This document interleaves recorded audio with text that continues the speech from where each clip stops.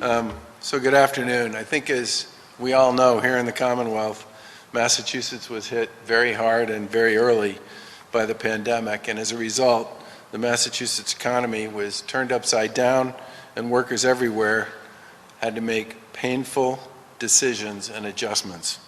This is especially true for anybody working in, managing, or owning and operating a retail business, an entertainment restaurant, or a hospitality industry.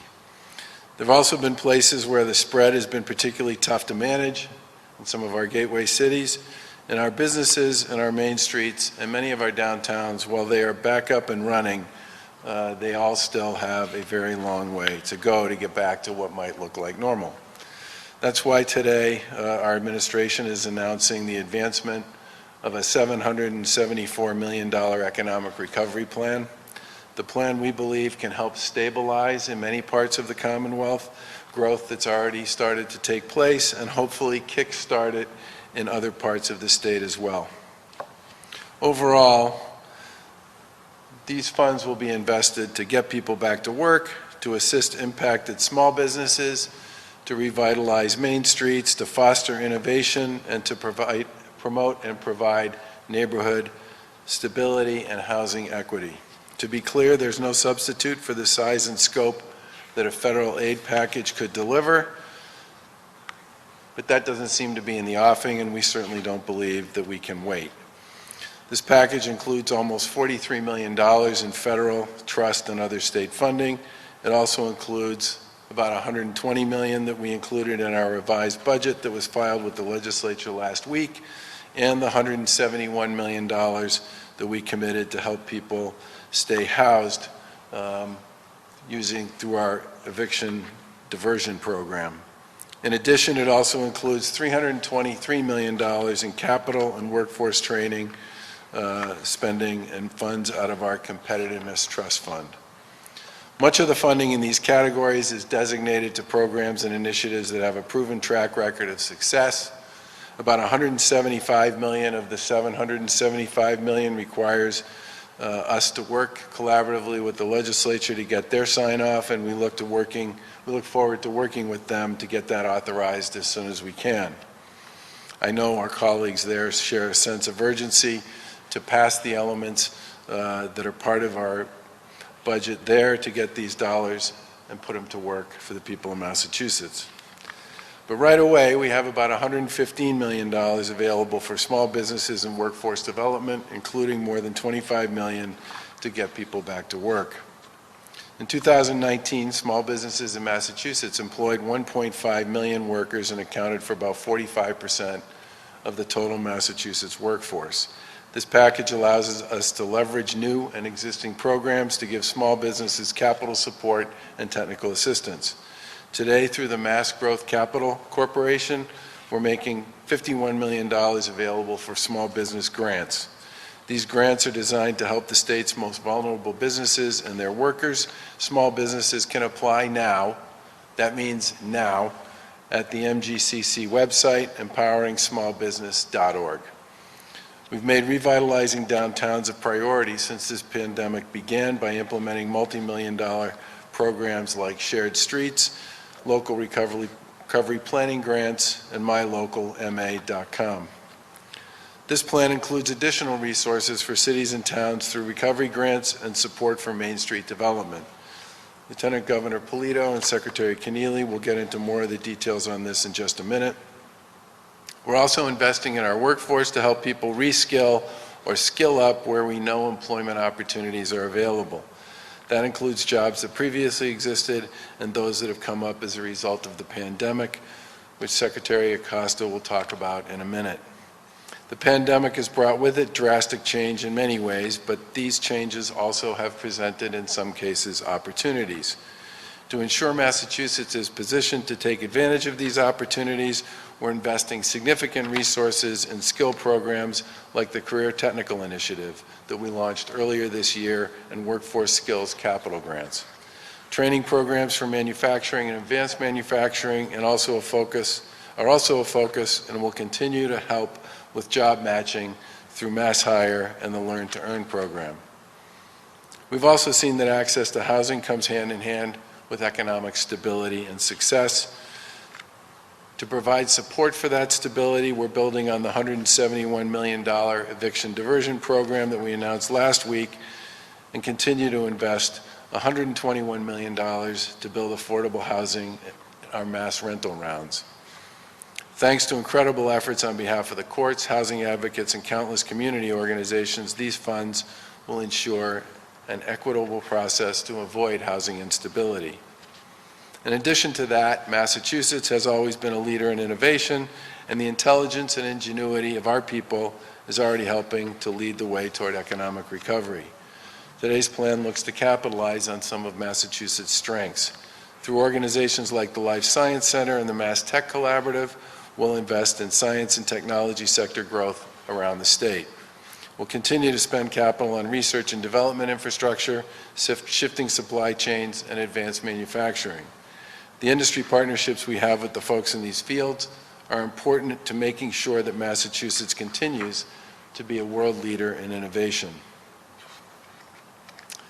Now, separate from the $775 million we're talking about today, we do have an economic development bond bill that remains a major priority for us and includes important funding that will help accomplish additional goals that were set forth in our Partnership for Recovery plan. We filed a $275 million capital package with the legislature. It was designed to position the state to fund the production of transit-oriented and climate-resilient affordable housing, as well as neighborhood stabilization efforts to support revitalizing underutilized properties in urban downtowns, the tourism industry, and small and rural communities, and will continue our efforts on advanced manufacturing, broadband, and emerging technology sectors such as robotics and artificial intelligence. We greatly appreciate the ongoing discussion and collaboration we're having with the House and the Senate on that bill, and we look forward to seeing that one get done so that we can add it to the tools in the toolbox to continue to help people find their way back to productive employment or sustain the employment they've managed to put together post-spring. Throughout the pandemic, the downtown small businesses and individuals have lost a lot and have been top of mind for all of us in our administration. Small business owners have been resilient, resourceful, creative, imaginative, and patient, and many have been committed hard to the safety protocols and standards that we put in place to protect their workers and their customers and to help us get the economy moving again and sustain their and our progress. These businesses and workers that make up our downtowns are owned and operated by many of our friends and neighbors. They need our help, and their need is significant. These programs will help those individuals and businesses facing the steepest challenges, but we can all do our part by continuing to buy, shop, and dine locally. And I want to turn it over to the Lieutenant Governor who can talk more about the details with respect to some of the downtown and retail stuff. Good afternoon, and thank you, Governor. As former municipal officials, Governor Baker and I recognize the strength of our economy depends on the vitality of each and every one of our 351 cities and towns. Since entering office, we have been proud to work closely with our local leaders to identify and solve the unique challenges facing their communities. Today, I'd like to highlight some of the resources our administration is providing to support municipalities and main streets as we continue to fight COVID-19. As the Governor said, the pandemic has been especially challenging for our downtowns and our town centers, as well as the businesses that comprise them. In response, we launched recently the Shared Streets and Spaces program to help communities adapt and support local businesses, and we've in fact toured and visited some of these places to see the creativity and the innovations and the redo of some parts of our downtowns and main streets. Cities and towns have demonstrated their creativity in leveraging these relatively small dollars to really make a difference by installing barriers and infrastructure to promote safe outdoor dining and experiences in parking spaces and places that you normally wouldn't see seating and tables. So far, more than $10 million has been awarded to fund 124 projects in 103 municipalities across the Commonwealth. So building on the success of this initiative, and part of the success is attributed to the design of the program being easy to apply for and a fast turnaround of the dollars to get to the end consumer, we are announcing that an additional $10 million in shared streets and spaces funding will now be available to our municipalities. In our constant discussions with local leaders, we are also identifying the need to create plans tailored to the challenges facing their communities. So as a result, we are launching the Local Recovery Planning Grant Program, making $10 million available directly to all municipalities as they develop and implement their plans to ensure a strong recovery in their community. Using the Department of Housing and Community Development's Mass Downtown Initiative as a vehicle, these grants will support these planning efforts, such as local market assessments, marketing strategies, systems upgrades, and the redesign of public spaces to allow for improved social distancing.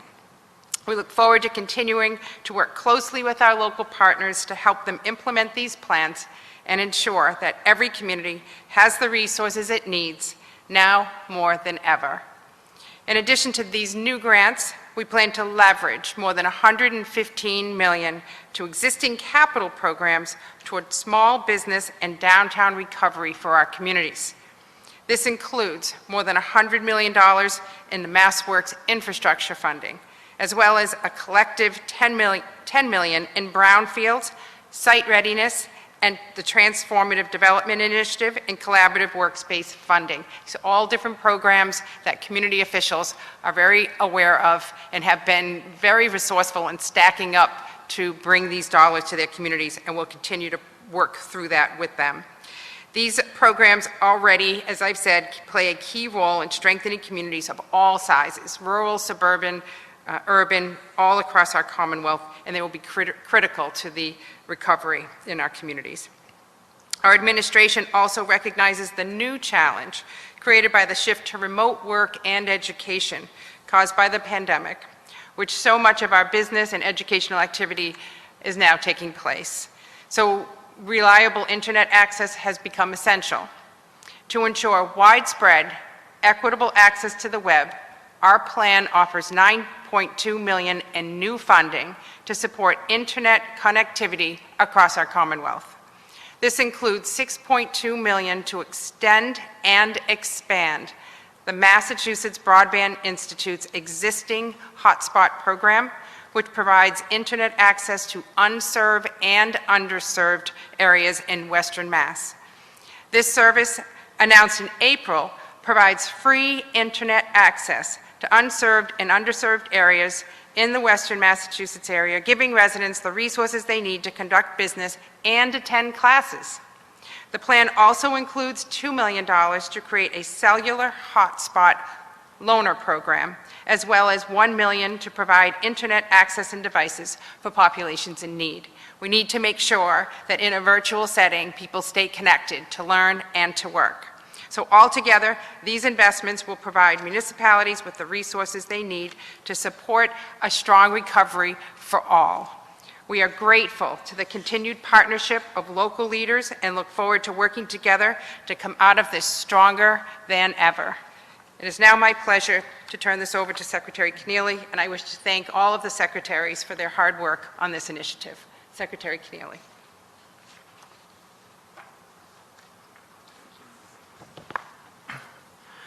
Well, thank you, Governor, Lieutenant Governor. Thank you to my fellow cabinet members, Secretaries Acosta and Heffernan, for being here today and for your role in making this plan possible. Thanks also to our friend Joe Kreisberg for joining us here today as well. Last year, we conducted an economic development planning process that included many conversations around the state. Out of those conversations came our economic development plan called Partnerships for Growth that was built around 4 pillars: housing, communities, business competitiveness, and workforce.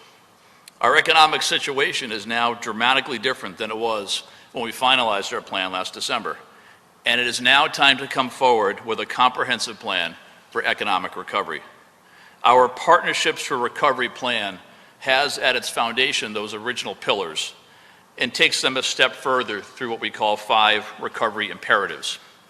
And they are getting Massachusetts back to work, supporting small businesses, revitalizing our downtowns, supporting housing equity and stability, and fostering innovation. The Lieutenant Governor talked about the downtowns and main streets pieces. Secretary Acosta will cover the workforce initiatives in a few minutes. But I'd like to touch on small business support, innovation, and housing, especially from the perspective of equitable opportunity. Now, prior to this current downturn, the Massachusetts economy was quite strong. Though even then, there were people and communities that we knew were not able to share in the prosperity and growth that had been generated. COVID-19 has only made these gaps more pronounced and the barriers steeper.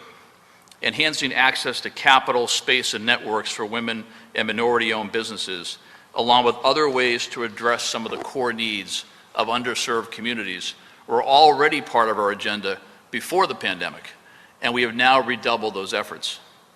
To generate economic growth amidst the COVID-19 pandemic and to support main streets across Massachusetts, the administration is making $50.8 million in grants of up to $75,000 immediately available today to support the hardest hit small businesses. These funds can be used to cover a number of expenses such as payroll and benefits costs, mortgage payments, rents, utilities, and interest on debt obligations. And as the governor said, businesses in need should visit empoweringsmallbusiness.org to find the applications for those grants, and those applications are available starting today. To ensure that those who need support the most receive help, $8.3 million in new funding will be invested in small business technical assistance. This new funding will increase the capacity and skills of organizations that assist small business owners, especially when language or other barriers exist in gateway cities and for businesses that primarily serve a low-income population. Included in this funding is $2.3 million dedicated to women and minority-owned businesses to provide support around digital and online technology to complement their traditional business models. We must protect our most vulnerable companies, and this funding is for those businesses that have nowhere else to turn. These grants are for business owners who want to stay open or reopen, not only for their own families, but for the families of the workers they employ. Now, let's talk about our innovation economy. We have, for a long time now, been a leader in innovation and creativity in science and technology. And sectors such as life sciences and advanced manufacturing are not only critical to our economic recovery, but also critical to our response to the virus. To ensure that we continue to lead in this space, $62 million in existing capital funding through the Mass Life Sciences Center, the Mass Tech Collaborative, and Mass Ventures is available to support this recovery. And finally, I want to talk about housing. On our team, we were using the term housing crisis long before we knew what COVID-19 was. And the virus has shown us how important stable housing is to staying safe, socially distancing, and continuing to work from home and teach our children. Just last week, we announced $171 million in support of the Eviction Diversion Initiative to keep people safely in their homes during the pandemic. This is part of the recovery plan because when you keep people housed, you give them the opportunity to succeed, to get back to work and get back on track. This comprehensive strategy includes funding to help cover rent and mortgage payments, invest in new programs for mediation and legal representation, and provide rapid rehousing if a tenant is evicted. Additionally, the administration continues to invest in growing the state's stock of affordable housing with $121 million through the Affordable Rental Housing Program. Just yesterday, during remarks to a virtual conference of Western Massachusetts developers, the governor helped us to roll out the 2020 round of affordable housing awards. With a mix of direct subsidies and state and federal tax credits, we are making possible 19 projects with more than 2,100 affordable units in every region of the state. This award round includes 8 projects that will build new affordable housing for seniors, 5 adaptive use projects that will turn historic buildings into new housing, and 6 projects that will preserve existing affordable housing. All of these efforts to support small businesses that are hurting, to continue to innovate and lead in science and technology, and to build new housing and keep people in the homes they have now will put us on a path to an economic recovery. And with that, I'm going to turn it over to Secretary Heffernan. Oh, I'm sorry, Secretary Costa, my bad. There we go.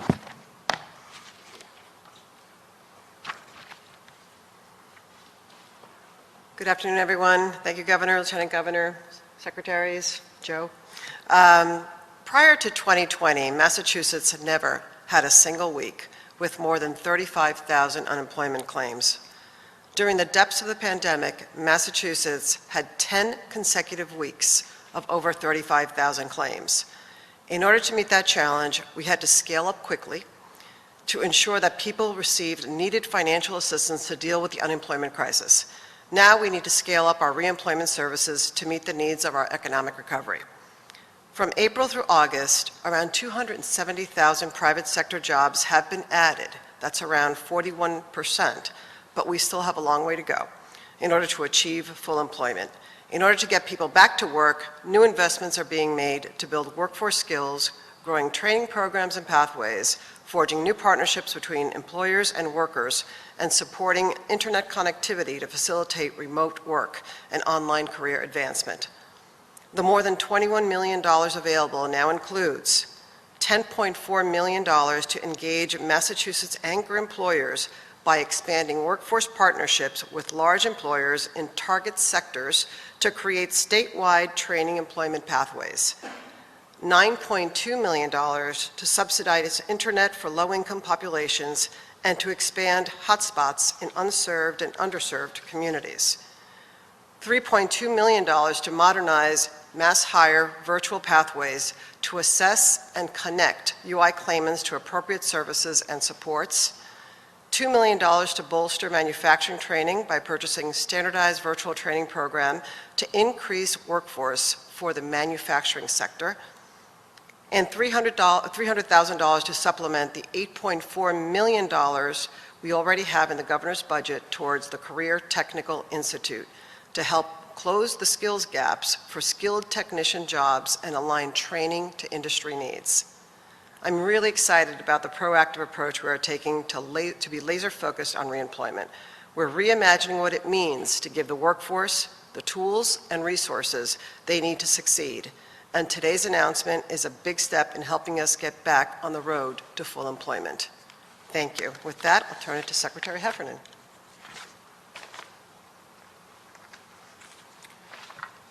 Good afternoon. Thank you all for the opportunity to be with you today. I'd like to first thank the Governor, the Lieutenant Governor, Secretaries Keneally and Acosta for their efforts. We have all worked closely together to develop this comprehensive plan which will help promote economic growth and development and support small, local, and diverse businesses throughout the Commonwealth. This plan also benefited from our close relationships with numerous federal, state, and local partners, including our colleagues in the legislature, and we appreciate and look forward to their continued support and efforts. As the Governor said, this plan incorporates our recently filed revised House 2 proposal and includes additional investments that build upon this budget recommendation. Our $773 million plan makes use of multiple funding sources, including $175 million in our revised House 2 proposal, $187 million through the Coronavirus Relief Fund, and the COVID supplemental budget was passed this summer, $323 million in capital funding, and $90 million in other planned spending. This plan again supports a variety of critical priorities, including supporting small businesses, getting people back to work, promoting housing equity, opportunity, and stability, and ensuring our economy continues to innovate and lead. We all know that the residents and companies of Massachusetts throughout the Commonwealth are facing historic challenges due to COVID-19. But this plan empowers businesses and employees with new tools and resources, along with existing supports to navigate the changing landscape, allowing them to grow and thrive. We appreciate your time today. And my pleasure to invite Joe Kreisberg to the stage, or to the microphone. Sorry, Joe.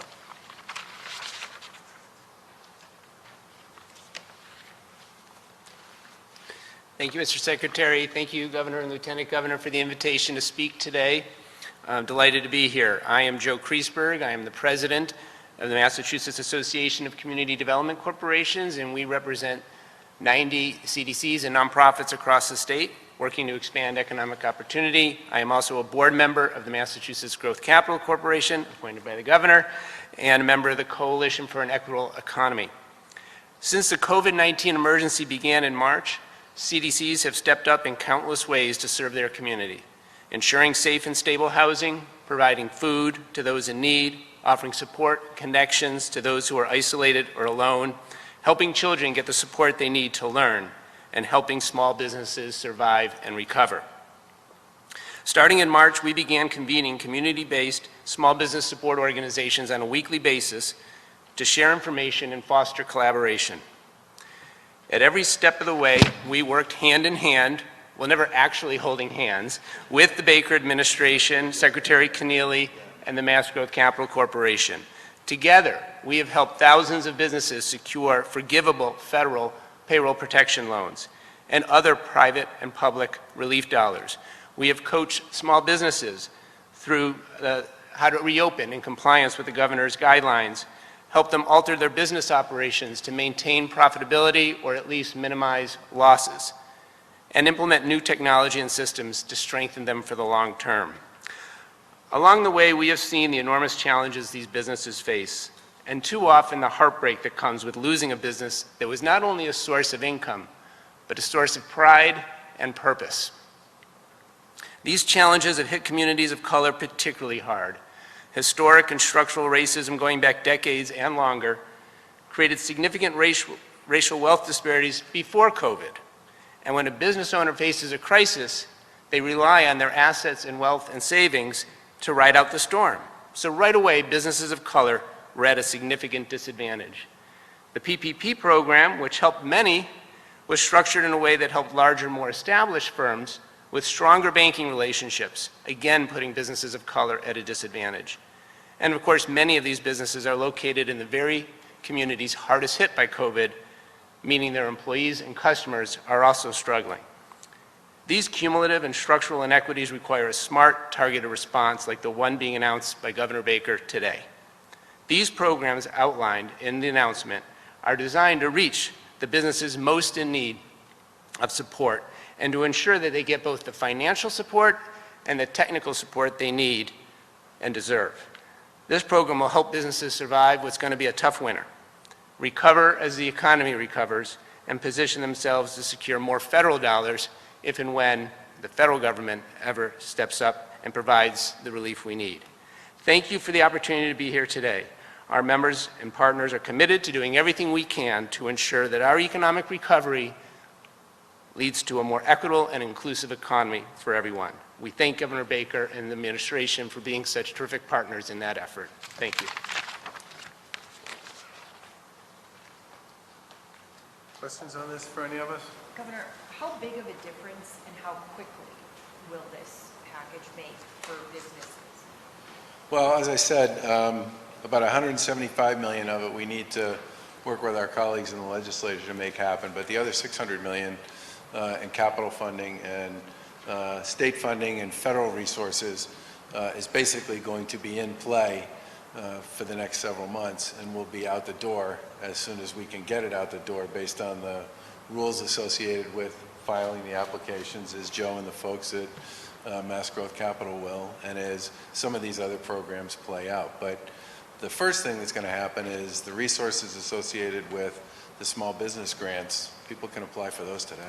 And so it's going to make a big difference quickly, Yeah. is essentially. Yeah, I mean, I think a lot of this will be, if all goes according to plan, a lot of this will be out of the door before the end of the calendar year. And how much more of a difference could you make if you did have some more federal funding? You talked about how. I've talked before about the fact that there is general agreement, if you follow the trains between the House and the Senate in Washington and the administration on a whole series of initiatives, some of which relate to business development and support for job training and unemployed workers, higher education, K through 12 education, and additional resources for municipalities that they can invest in their communities. So there's a surprising amount of agreement there if you actually look at all the bills that everybody's been kicking around. And the thing that's been frustrating to me is despite that, they haven't been able to come to terms with it. Now, to give you some idea about the difference between,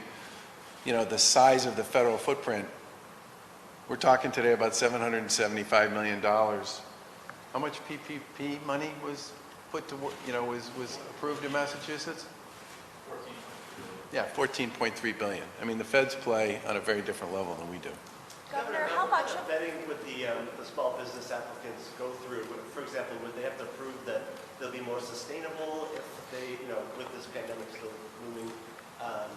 moving forward? And also, how will you select, does somebody have to be hurt harder than the other person to get it? I'm going to have the LG speak to this. I would have Joe do it, but he's going to be reading the application, so I'm not sure that's such a good idea. Do you want to do it, Mike? Okay, Secretary. So a couple comments on that. We do want to support the businesses and industries hardest hit, and so that would suggest a couple of things. It could mean businesses that have not yet had the chance to reopen, but also businesses that can demonstrate they were particularly hard hit by COVID. When the Masco Capital Corporation stood up a program early on, back in March, it was a $20 million loan program, and that program was first come, first serve. This one, we want to see the applications come in and really try to evaluate where the greatest needs are. I think what communities you're in will matter. It certainly will, yeah, exactly. Say that again, just so. Sorry, so we'll look at it through, which industries the companies are in and which communities the companies are in. And we are going to prioritize companies run by women, veterans, and minorities. Will they have to show that they are more sustainable, though, by adjusting their business model? We've seen some people adjusting. Yeah, I think a lot have done that already, but importantly, it's a grant, not a loan. So. Question for the governor, whoever can answer it. As far as the demand for the funds, you said in the press conference, apply now, as in right now. I mean, how important is it that these small business owners get on this website and get it in? And are you worried, that this money could run out like overnight, like the low interest loans did in the early days of the pandemic? Yeah, I think what I would say is that, and Secretary Keneally spoke to this, is the first set of rounds of almost all of the money that came from the state or from the feds was literally first come, first serve. This is going to be a little more targeted and a little more nuanced, and people are going to want to focus on what kind of business it is, where it's located, whether or not it's been able to reopen at all. And we do want to make sure this focuses on some of the communities, downtowns, neighborhoods, and businesses that have been hardest hit from the beginning. So I have a feeling that this process may take a little longer because people are going to focus on certain kinds of applications that represent certain kinds of businesses, particularly with respect to where they are. Yeah. You didn't like your last answer, Mike? No, I didn't, but companies have 3 weeks to apply. So there's a 3-week window there. Governor, could you or Secretary Heffernan speak to how this interacts with the budget proposal you made last week? You mentioned $100.7 million is supposed to go to support for small business recovery. Is it separate? Is it part of that? Yeah, the $175 million that I mentioned that we need to work with the legislature on is in fact the resources that are attached to House 2. And the $275 million I talked about, which was the economic recovery bill that we filed, the bond bill we filed last spring, that's separate, okay? That's on top of the stuff we're talking about today. In a perfect world, we'd find a way to work with the legislature to get the 175 done as part of the House 2 supplemental, which again, I'm kind of hoping we'll see sometime between now and Thanksgiving. And hopefully at some point around then or soon after, it's got to be obviously by the end of the session, we'll get the $275 million bond bill, which we can put to work as well, which would be on top of what we're talking about. And does that also include the $93 million in grants and technical support, or is that separate from that 175? I think what I would really like to do with this, because this is a giant quilt of funds coming from a whole bunch of different places that add up here. If people have very specific questions about that, can you take them up with the folks in A&F, because there's literally, the sources and uses chart on this is complicated. I don't want to get it wrong. Yeah. What would you say to some of these small businesses? I've been into a lot of businesses, and sometimes I'm the only one that's been there for hours. They're opening up early, they're closing late. Any sort of message of hope for these business owners that are still going to work every day? I think the first thing I would say is that we have seen, and I spoke about this yesterday, we have seen foot traffic come back in many downtowns around Massachusetts. And we have seen people actually return to shop at some of the places they used to shop at before the pandemic began. Part of the goal here with both the federal funding, the state funding we put out earlier, and this funding is to help people basically keep the wheels on the bus until such time as people really do return. I mean, part of this is about, you know, a lot of people were very hesitant about going out much at all. And I think over the course of the summer and into the fall, in many places in Massachusetts, if you go for a walk, particularly on a weekend in downtowns, you'll see a lot of foot traffic. For the most part, everybody's wearing a mask and doing the right things. But I think the big challenge here from the beginning has been to get people comfortable with the idea they can go inside a store, a retail establishment, a downtown property of some kind. And that literally is just the best thing I can say about that is there's more of it now than there was last month. There was more last month than there was the month before.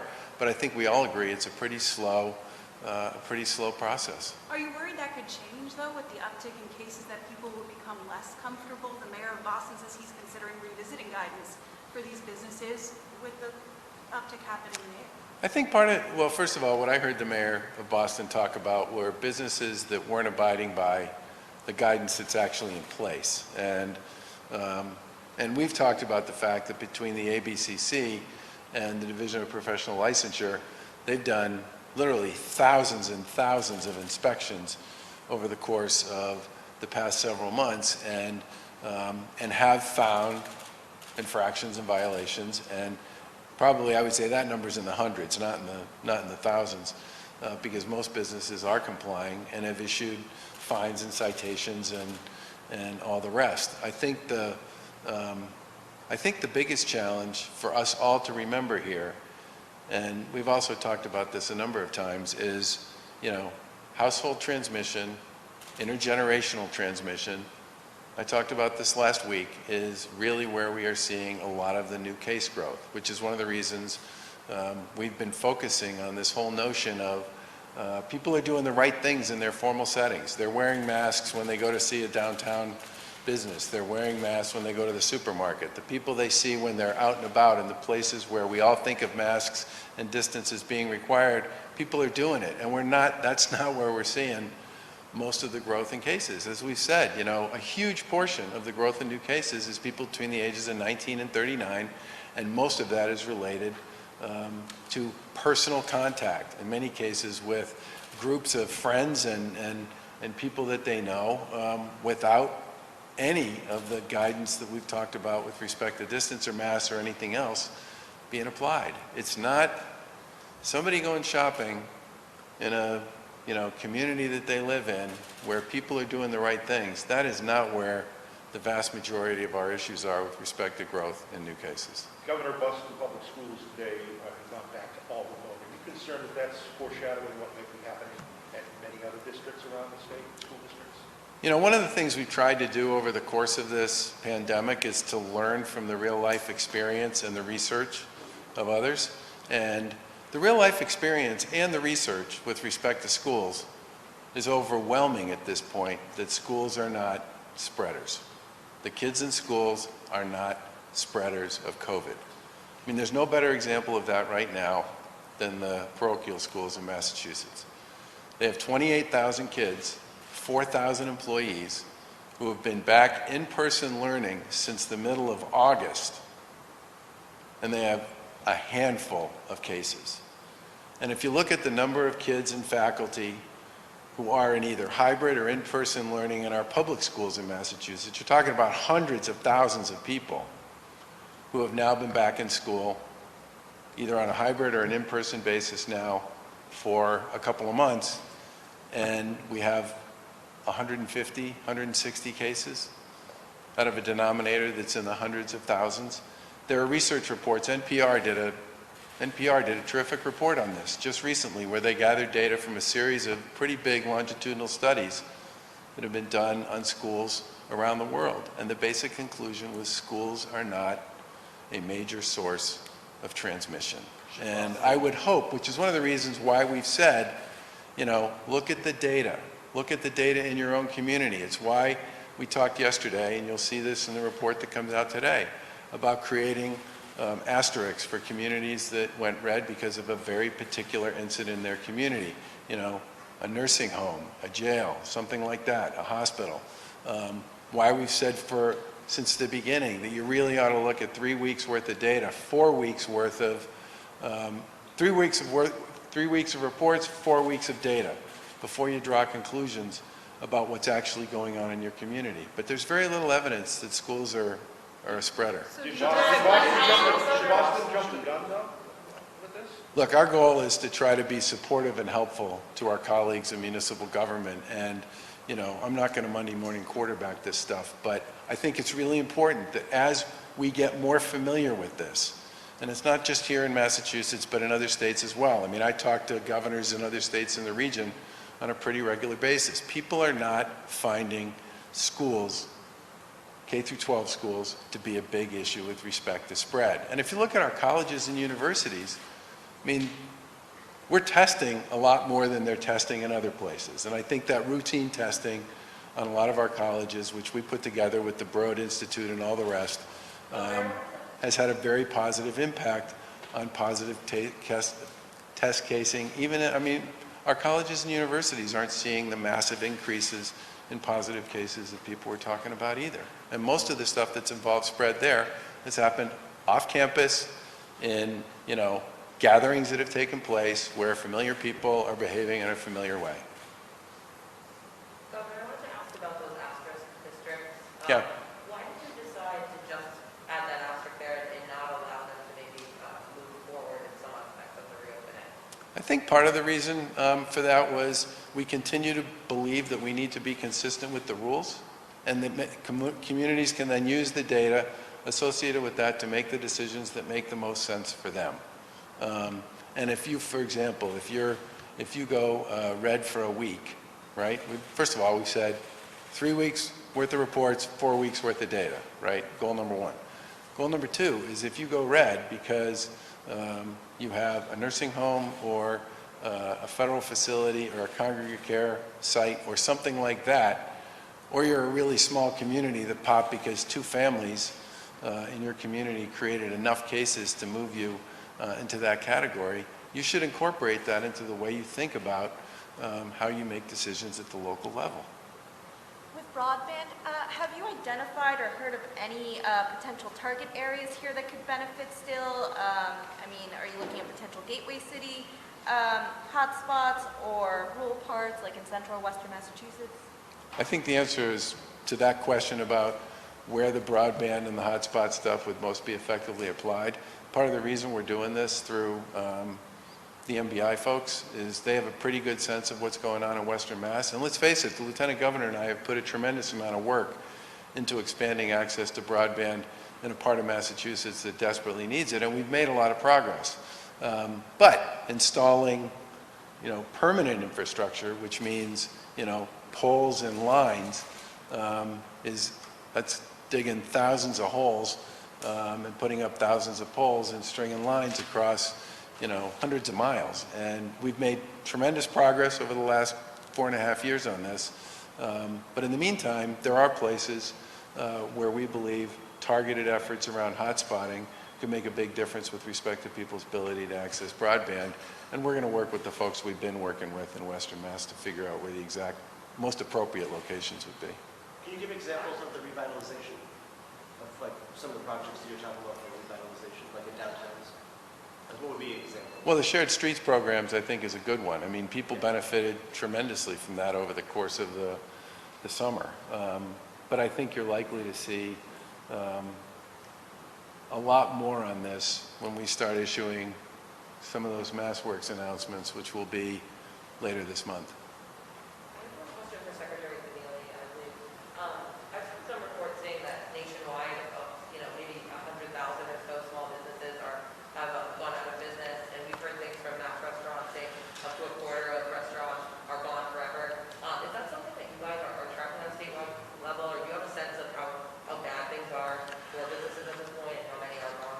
Yeah, but we are tracking that.